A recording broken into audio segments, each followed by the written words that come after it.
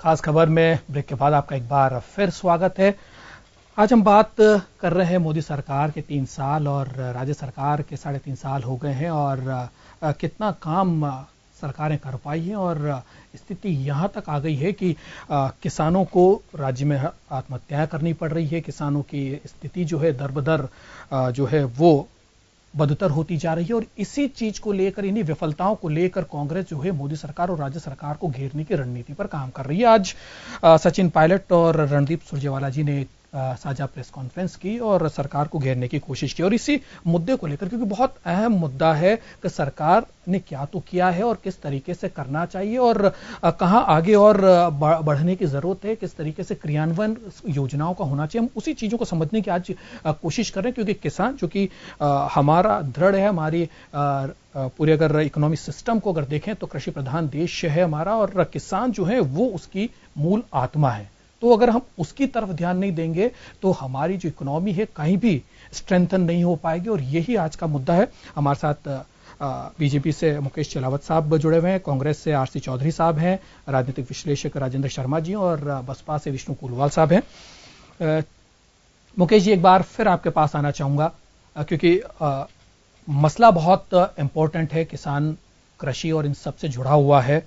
सरकारों ने क्या कुछ किया और क्या कुछ करने वाली, ये तो एक अहम बात है ही, लेकिन क्या हम कृषि में किसानों की स्थिति को सुधारने के लिए क्या डिमांड और सप्लाई वाला जो फॉर्मूला है वो नहीं अपना सकते? क्या कृषि में स्टार्टअप जैसी कोई योजना सरकार लेकर नहीं आ सकती? क्योंकि लगातार हम ये सुनते आते हैं कि फलां किसान ने आत्महत्या कर ली, कर्ज के में डूबा हुआ है, परिवार जो हैं उनकी दयनीय स्थिति है, अन्नदाता है वो लेकिन उसके बाद भी अन्न को वो मोहताज रहता है। ऐसी स्थिति आखिर किसान की क्यों हो रही है? क्या इसको लेकर एक पार्टी मंच से उठकर एक साथ सबको आकर एक कोई बड़ा फॉर्मूला निकालने की जरूरत नहीं है कि किसान को कर्ज लेना ही ना पड़े और उसकी जो स्थिति है वो लगातार ठीक होती जाए? जैसा अभी राजन जी ने बताया है कि सरकार किसानों के प्रति संवेदनशील है। कुछ जैसा इन्होंने भी स्वीकार किया है कि कई ऐसी वस्तुएं हैं जिनके ऊपर सरकार ने खरीदी मूल्य बढ़ाया है और सरकार ने उसके ऊपर खरीदी भी की है। लेकिन अगर मैं आपको अगर बिहार चुनाव के समय अगर दालों के और दलहन के भाव की बात अगर हम करेंगे तो उस समय एक राजनीतिक षड्यंत्र के तहत इनकी एक जो एक इसको बोलते हैं एक झूठी बढ़ोतरी हुई थी। एक्चुअल में क्या है कि उस समय की जो दरें थी वो दरें जस्टिफाइड दरें नहीं थी, अनजस्टिफाइड दरें थी और उसको नीचे आना था और वो नीचे आई है। चुनाव निपटने के बाद में क्या कारण है कि हर प्रकार की दालों की दरें कम हुई है? इससे साफ जाहिर हो रहा था कि उस समय सरकार को नीचा दिखाने के लिए, केंद्र सरकार को नीचा दिखाने के लिए इस प्रकार का षड्यंत्रपूर्वक कार्य किया गया था। आप ये देख लीजिए, किसानों के लिए सरकार चिंतित है, राजस्थान की सरकार भी चिंतित है, केंद्र सरकार भी चिंतित है। राजस्थान सरकार ने एग्रोटेक मीट करवाकर किसानों के लिए लगभग 4,40,000 करोड़ रुपए के समझौते किए थे, एमओयू किया था। उसके बाद में उन्होंने किसानों की स्थिति कैसे सुधर सकती है इसके लिए देश की कई नामी गिरामी कंपनियों को बुलाकर उनको किस प्रकार किसानों को अधिक अपने उत्पादन में जो है उत्पादन के जो शुल्क है, उत्पादन में जो खर्चा होता है उस खर्चे में कमी आए और उस उत्पादित माल का अधिक मुनाफा मिले, इसके लिए सरकार ने 3 दिन का कार्यक्रम किया था। वापस कोटा के अंदर एग्रोटेक मीट है, उसमें फिर किसानों के अच्छे के लिए सरकार प्रयासरत रहेगी। लेकिन सबसे बड़ी बात जो है कि कांग्रेस गवर्नमेंट ने आज जो कांग्रेस के नेता आरोप लगा रहे हैं, इनको तो आरोप लगाने का अधिकार ही नहीं है। एक यूरिया के लिए किसान रात रात भर थाने में खड़ा रहता था और थाने में एक यूरिया की एक कट्टा बढ़ता था। आज राजस्थान के अंदर कहीं भी ऐसी स्थिति नहीं है कि जहां पर खाद की कहीं ब्लैक मार्केटिंग हो रही हो, किसान खाद के लिए कहीं सर्दी गर्मी बरसात के अंदर कहीं खड़ा हुआ हो। आसानी से किसानों के लिए खाद की उपलब्धता है और इसी का परिणाम है कि राजस्थान का किसान खाद के माध्यम से कभी भी सरकार के खिलाफ कभी उन्होंने कोई उग्र प्रदर्शन नहीं किया है, जैसा चौधरी जी बता रहे हैं। लेकिन चलावत साहब, अक्सर होता है कि किसानों को अपनी जो फसलें हैं वो रोड पर फेंकनी पड़ती है, दाम उनके उतने नहीं मिल पाते हैं, हालात ये होते हैं कि वो ट्रकों के ट्रक और ट्रोली की ट्रोली जो है सड़कों पर बहा देते हैं। ऐसी खबरें लगातार छपती रही हैं। आप इस बात पर आइए कि किसान ने जब भी फेंका है सब्जियों को फेंका है। सब्जियां ज्यादा दिन रुक नहीं सकती है और इसलिए किसान उसको रख के करता भी क्या। तो जब उनके भाव नहीं मिले और उनको जब लगा कि हमारा टमाटर अगर हम मंडी में भेजेंगे तो जितना खर्चा आएगा इतना हमको मूल्य नहीं मिलेगा। आप ये देख लीजिए और कोई फसल के ऊपर किसान ने कभी भी इस प्रकार का बर्ताव नहीं किया है। सब्जियां है, आज टमाटर अगर टूटा है तो उसको कल तक खराब होना है और सरकार अगर उसको खरीद कर नहीं सकती है, सरकार खरीद करके उसको स्टोरेज करेगी कैसे। इसलिए आपको ये जो है कि सब्जियां फेंकनी पड़ती है वो केवल सब्जियों के बारे में आप कह सकते हो, क्योंकि उसको सरकार खरीद नहीं सकती है। सरकार की नीति में सब्जियों को खरीद के स्टोर करने की स्थिति नहीं है। किसान उसको ज्यादा दिन रख नहीं सकता है। तो इसीलिए अगर आपने देखा होगा कि टमाटर को अगर फेंका है तो टमाटर की स्थिति है कि आज टूटा है तो कल उसको सड़ना तय है। इसलिए अन्य फसलों के बारे में किसान का ऐसा दृष्टिकोण नहीं रहा है। उन्होंने सरकार के खिलाफ सड़कों पर फेंक के उसको विरोध प्रकट किया हो। चौधरी साहब, आपसे प्रतिक्रिया चाहूंगा, कितना इत्तेफाक रखते हैं चिलावत साहब की बात से। दुर्गेश जी, राजस्थान के अंदर 68,88,000 के करीब किसान हैं। इसके अंदर 25 लाख सीमांत किसान हैं और 15 लाख के करीब छोटे किसान हैं। जो भाजपा के जो नेता अभी जो बोल रहे थे, जो छोटे किसान हैं, राजस्थानी या मारवाड़ी में कहावत है, अहीर की 8 और माड़ी की 1। जो केस क्रॉप फसल का जो प्रोडक्शन करते हैं वो 1 बीघा के अंदर उसके उस हिसाब से करते हैं। छोटे जो किसान हैं वो फसल की बजाय सब्जी पे ज्यादा जाते हैं। नहीं, आप तो लेकिन कांग्रेस गवर्नमेंट में आप बोलने तो दें, अगर बोलने तो दें, आप बोलने देंगे या नहीं देंगे। कांग्रेस गवर्नमेंट में सब्जियों की खरीद कब की सरकार ने, ये आप बता दीजिए। अगर सब्जी अगर टमाटर किसान सड़क पे फेंक रहा है तो आप ये बताइए कि आपकी सरकार में कब चौधरी साहब की एक बार बात सुन लेते हैं। चौधरी साहब की एक बार बात सुन लेते हैं। जी, ये एक मैं छोटी सी इनकी जो बात शुरू की उस बात का जवाब देना चाहता हूं दुर्गेश जी। इन्होंने जो बात शुरू की, आखिर उस किसान के लिए इनके पास में कोई योजना क्यों नहीं है। ये उन किसान की जो फसल है जब वो कटती है तो उसका स्टोरेज क्यों नहीं है। जमाखोर, पूंजीखोर चंद लोगों को ना तो उपभोक्ता को लाभ मिल रहा ना किसान को मिल रहा। भारतीय जनता पार्टी के चंद जमाखोर लोगों को इस सब चीजों का फायदा मिलता है। वही उपभोक्ता है, वो 60 रुपए में टमाटर खरीदता है, 2 रुपए में बिकता नहीं है। प्याज उसका 2 रुपए में बिकता नहीं है और उसको प्याज मजबूरी में 30 रुपए में खरीदना पड़ता है। आखिर क्यों, इसकी क्या योजना थी। क्यों इन्होंने वादा किया था कि हम लागत मूल्य का, किसान को लागत मूल्य का 50% ज्यादा देंगे। एक तो ये छोटी सी बात की। अभी राजेंद्र जी बहुत कृषि विशेषज्ञ हैं, भारतीय जनता पार्टी के जो नेता है उन्होंने भी कहा कि हमने एमएसपी की दरें बढ़ाई है। एमएसपी की दरें पूरे देश के अंदर, पूरे राज्य के अंदर महंगाई का जिस हिसाब से रेशियो बढ़ रहा है, जिस हिसाब से लागत बढ़ रही है, जिस हिसाब से डीजल के, यूरिया के और सब चीजों के, जो बीजों के जो आप दरें बढ़ा रहे हो, उसके अनुपात में आपने एमएसपी की दरें नहीं बढ़ाई। एक चीज। दूसरा, इस प्रदेश के अंदर जहां पे 2016-17 के अंदर जो उत्पादन है धान का है, गेहूं का है, गेहूं का उत्पादन होता है 110 लाख टन गेहूं का उत्पादन होता है। उस गेहूं में से मात्र 7.68 लाख टन है वो खरीदा जाता है एमएसपी मूल्य पे, दूसरा मूल्य पे नहीं खरीदा जाता। आखिर क्या वजह है जो सरकार किसान का गेहूं नहीं खरीदना चाहती, किसान का गेहूं नहीं खरीदना चाहती, उसको अपना जो गेहूं है वो औने पौने दामों पे बाजार के बिचौलियों को देना पड़ता है। दूसरी तरफ केंद्र की सरकार ने क्या किया, आप बोलने देंगे, आप बोलने देंगे, बोलने देंगे, आप मौका है, जवाब दीजिए, जवाब दीजिए। कैसे तथ्य पेश कर रहे हैं? ये तथ्य सदन के अंदर कृषि मंत्रालय द्वारा रखे गए। आप उस दुर्गेश जी कभी खरीदी बंद नहीं की। दुर्गेश जी, ये जो आंकड़े हैं ये कोई आरोप किसी पार्टी का नहीं है, ये इन्हीं के द्वारा पेश किए गए, पार्टी इन्हीं के द्वारा पेश किए गए आंकड़े हैं। इन्हीं की सरकार के आंकड़े बोलते हैं, इनकी सरकार जो गवर्न कर रहे हैं उसके आंकड़े बोलते हैं। और वो सरकार अगर ये कहे कि ये हमारे आंकड़े भी झूठे हैं तो निश्चित रूप से कहे, हम आपका स्वागत करेंगे। जहां पे आप बोलने देंगे या नहीं देंगे, बोलने देंगे या नहीं देंगे।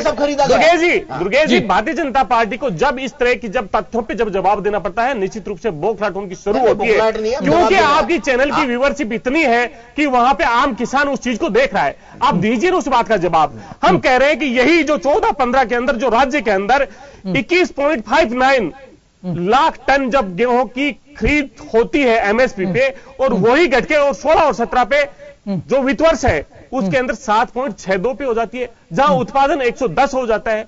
एमएसपी पे किसान की खरीद नहीं होती है। उसे बेबस अपने किसान को जब खेत उसकी फसल में पड़ी होती है तो बिचौलियों को मुंह मांगे दाम पे बेचना पड़ता है, क्योंकि उसके ऊपर कर्जा, उसके ऊपर बैंक की रिकवरी, उसके जो बच्चों के पालन पोषण की जो जिम्मेदारी है उसलिए वो मजबूर होकर औने पौने दामों में बेचता है। दूसरी तरफ क्या था, हमारे टाइम पे इस देश के अंदर, इस मुल्क के अंदर गेहूं का निर्यात करते थे, विदेशी मुद्रा आती थी, लेकिन यहां पे केंद्र की सरकार ने सत्ता में आते ही जो 25% इंपोर्ट करने पे जो इंपोर्ट ड्यूटी थी 25%, उसको पहले घटा के इन्होंने कितना किया, 15% किया, और उसके बाद में उसको घटा के 0 पे कर दिया।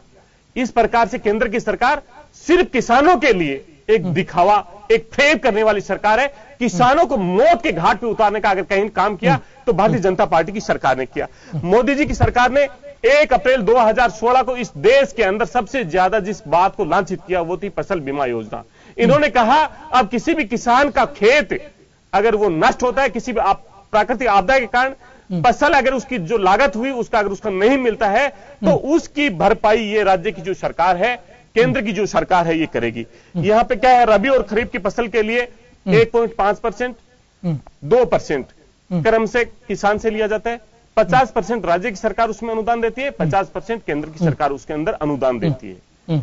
ये उस फसल बीमा योजना है, गंभीर मामला है, योजना के लिए जो माननीय फसल बीमा योजना एक बड़ी महत्वपूर्ण योजना है, उसके अंदर इस तरीके से अगर किसानों को लाभ नहीं पहुंचेगा तो ये एक बहुत इंपॉर्टेंट मामला है, किसानों की हालत जो है वो बदतर होगी। की रिपोर्ट बताती है, आपकी प्रतिक्रिया चाहूंगा, किसानों की जो फिलहाल हालत है, चाहे देश की बात हो चाहे हमारे राज्य राजस्थान की बात हो, आपकी प्रतिक्रिया चाहूंगा।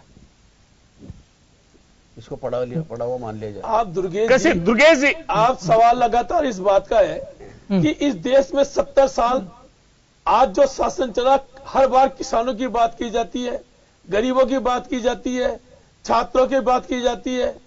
आज 70 साल बाद भी समस्या वहीं खड़ी है जहां समस्या शुरू हुई थी। तो जो सरकारों ने राज किया, इन सरकारों से जनता ये पूछे ना पहले कि भाई आप लोगों ने 70 साल में क्या किया।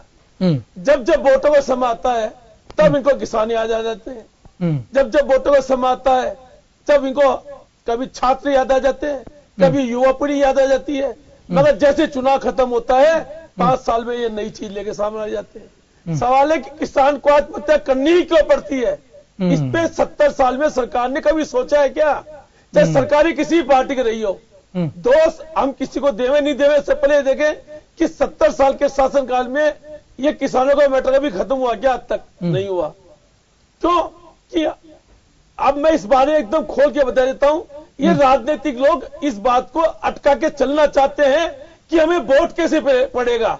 ये वोटों के कारण चाहे किसान मरे, चाहे व्यापारी मरे, चाहे छात्र मरे, कोई मरे, इनको वोट लेने के लिए हर बार कोई ना कोई नया नारा चाहिए।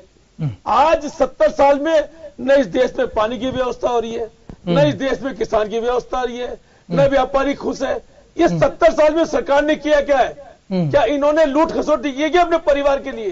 तो हकीकत बात को ये जनता के सामने जनता भी जानती है।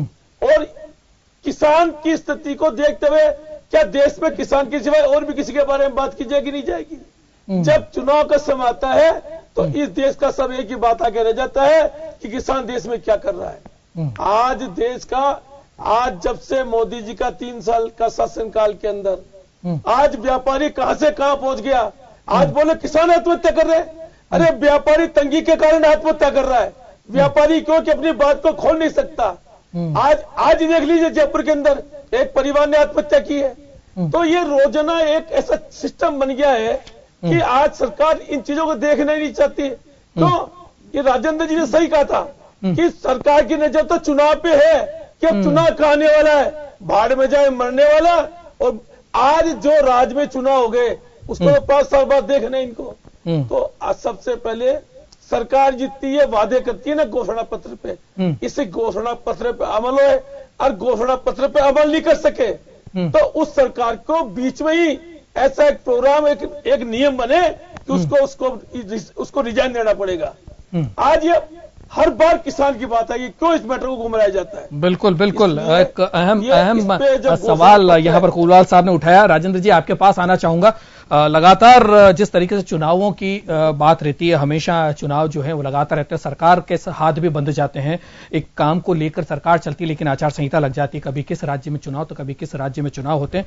एक बड़ा मसला है, इस पर भी हम लगातार चर्चा करते आए हैं और आगे भी हम करेंगे कि क्या चुनाव को लेकर क्या एक साथ एक समय में ये सारे चुनाव क्यों नहीं होने चाहिए। एक तो एक सबसे बड़ा मामला है क्योंकि सरकार की जो गति है काम की वो इस वजह से एक रुकती है। दूसरी जो सीधी सी बात है वो किसानों से जुड़ी हुई है। किसान लगातार जो है वो परेशान है, हालात यहां तक हैं कि वो लगातार उनको कर्ज में डूबे रहने की वजह से आत्महत्याएं तक करनी पड़ती है। क्या डिमांड और सप्लाई का जो फॉर्मूला हम अपने उद्योग धंधों में देखते हैं, क्या किसान को उस ओर हम नहीं ले जा सकते। अक्सर होता है कि फसलें जो हैं हो तो जाती हैं और उनका जो लागत जो है वही नहीं निकल पाती और किसान जो है वो कर्ज में डूब जाता है और फिर किसान जो है सरकार की तरफ मोहताज हो जाता है और कर्ज माफी के लिए आंदोलन होने लगते हैं। तो क्या कुछ एक ऐसा हरित क्रांति की वापस एक बार जरूरत देश में है कि क्योंकि हम कृषि प्रधान देश हैं और अगर हम इसमें ही अगर हम अमलचूल अगर परिवर्तन नहीं होंगे, इसमें अगर क्रांति नहीं होगी तो क्या लगता है कि इसी तरीके से, क्योंकि 70 साल हो गए, बहुत बढ़िया बात कुलाल साहब ने जो मसला उठाया उन्होंने कहा गरीबी की हम बात करते रहे, 70 सालों से गरीबी नहीं हम हटा पाए, हम किसानों की दुर्दशा की हम लगातार बात करते रहे लेकिन किसान आज भी दुर्दशा में ही जी रहा है। देखिए दुर्गेश जी, इस चीज को इस तरह से देखना पड़ेगा। बेसिकली प्रॉब्लम जो है वो यहां से उठती है कि हमारी इच्छा शक्ति क्या है। देखिए किसान की जो पूरी मेहनत है वो सीधी की सीधी आम नागरिक के रसोई से जुड़ी हुई है जी। आप देखिए जो ही एक सब्जी के आलू के भाव बढ़ेंगे, टमाटर के भाव बढ़ेंगे, मटर के भाव बढ़ेंगे, गोभी के भाव बढ़ेंगे, सीधा शोरगुल मच जाएगा साहब ये भाव बढ़ गए, साहब महंगाई बढ़ गई, महंगाई बढ़ गई। गेहूं के भाव बढ़ेंगे, चने के भाव बढ़ेंगे और किस चीज के बढ़ेंगे। तो सरकार बैक फ्रंट पे आ जाती है, विपक्ष आंदोलन चालू कर देता है और किसान बेचारा रोता हुआ रह जाता है। तो एक तो उस मनोविज्ञान को समझना पड़ेगा कि किसान को हम एक्चुअली फायदा देना चाहते हैं या नहीं देना चाहते हैं। बिल्कुल भाव बढ़ते ही हम चिल्लाना चालू कर देते हैं और किसान को नुकसान होता है, नंबर एक। दूसरी तरफ भाव कम हो जाते हैं तो किसान की लागत नहीं निकलती है, जबकि एक तरफ दूसरी तरफ कोई भी इस बात को बोलने के लिए तैयार नहीं होता। ऐसा आज बिजली के किसान की बिजली का पैसा बढ़ गया या आज डीजल का पैसा बढ़ गया या बीज का पैसा बढ़ गया या फर्टिलाइजर का पैसा बढ़ गया। तो हमको दो चीजों को तरफ एक तरफ देखना पड़ेगा कि जो किसान को खेती के लिए जो जरूरी चीजें हैं उनको भले ही राशनिंग की व्यवस्था करनी पड़े या कोई व्यवस्था करनी पड़े, यदि उनकी दरों को हम सामान्य स्तर पर रख सके, उसके लिए हम सब्सिडी दे सके, जो भी कुछ कर सके, तो कम से कम एक तो हमको उस चीज के ऊपर। और ये सब चीजें तब होगी जबकि राजनीतिक इच्छा शक्ति हो, चाहे सत्ता पक्ष हो चाहे विपक्ष हो। क्योंकि एक पार्टी आज सत्ता में, कल वो विपक्ष में बैठ जाएगी, विपक्ष वाली पार्टी सत्ता में आ जाएगी। अब जैसे कांग्रेस 3 साल पहले राजस्थान के अंदर सरकार में थी, आज बीजेपी सरकार में, फिर ये जो सिलसिला जैसा भी जनता है जिसको मैंडेट देती है उस तरह से चलता है। तो इससे हम ये कह करके इतिश्री नहीं कर सकते हैं कि साहब आज ये इस पार्टी की सरकार है इसलिए किसान आत्महत्या कर रहे हैं, या कल उस पार्टी की सरकार के टाइम पे कुछ नहीं हुआ इसलिए किसानों की बदहाली हुई। इस चीज से ये मतलब एक समस्या से मुंह मोड़ना है, समस्या का कोई निराकरण सोचने वाली बात नहीं है, नंबर एक। नंबर 2 कि एक इस तरह की व्यवस्था हो जानी चाहिए कि जब आपने सपोर्ट प्राइस को तय कर दिया तो सपोर्ट, देखिए अगर बाजार का पूरा जो खेती का जो बाजार है, खाद्यान्नों का जो मार्केट है, जो कृषि जिनसों का जो मार्केट है, अगर आप उसका अच्छी तरह अध्ययन करें, गंभीरता से अध्ययन करें, तो हम देखते हैं कि सरकार यदि जो सपोर्ट प्राइस है भाव एक साथ नीचे जाती, सपोर्ट प्राइस पे यदि 8 से 10% में यदि खरीद कर देती, सपोर्ट पहली चीज तो सपोर्ट प्राइस को खरीद की घोषणा करते बाजार के अंदर भाव उठने लग जाते हैं, लगभग कुछ सपोर्ट प्राइस के आसपास भाव आने लगते हैं। यदि फिर भी नहीं